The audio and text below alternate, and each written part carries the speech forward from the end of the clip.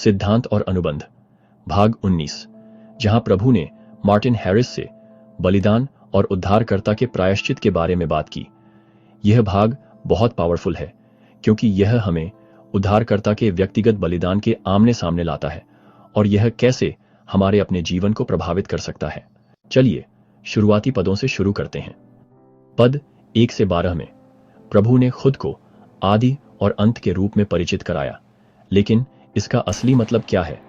Martin Harris के लिए प्रभु से यह सुनना इतना महत्वपूर्ण क्यों है?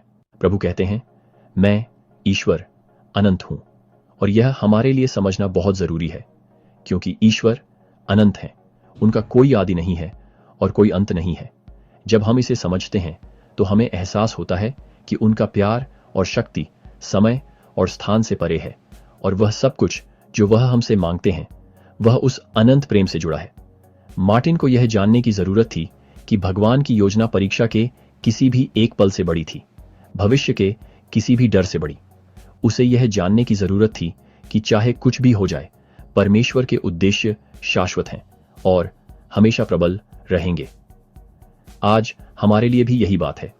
जब हम कठिन फैसलों या अनिश्चित भविष्य का सामना करते हैं तो ईश्वर के अनंत स्वभाव को याद रखने से हमें विश्वास के साथ आगे बढ़ने में मदद मिलती है।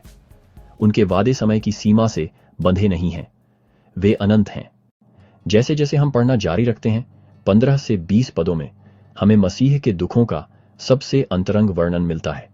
ये शब्द सीधे उद्धारकर्ता के अपने मुंह से आते हैं, जो गेत्सेमन और क्रूस पर उनके बलिदान की गहराई का वर्णन करते हैं। वह कहते हैं, मैं ईश्वर ने सबके लिए ये बातें सही हैं, ताकि अगर वे पश्चाताप करें तो उन्हें कष्ट न हो। क्या आप सोच सकते हैं कि यह उनके लिए कैसा रहा होगा? सभी मानवीय कष्टों का भार महसूस करना, हर पाप का अनुभव करना, हर दर्द, हर दुख। उद्धारकर्ता यह सब भुगतने के लिए तैयार थे, इसलिए नहीं कि उन्हें ऐसा करना था, बल्कि इसलिए कि वह हमसे प्यार करते हैं।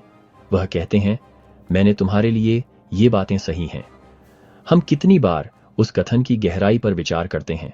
अंत में, जैसा कि हम 23 और 38 पदों में पढ़ते हैं, प्रभु हमें कहते हैं, मुझसे सीखो और मेरे वचनों को सुनो।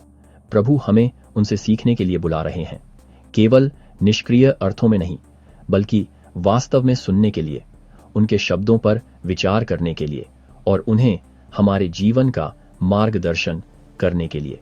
अगर हम शांति चाहते हैं तो हमें उनकी नम्रता में चलने के लिए तैयार रहना होगा, उनकी शिक्षाओं को अपने दिल में ले जाने के लिए।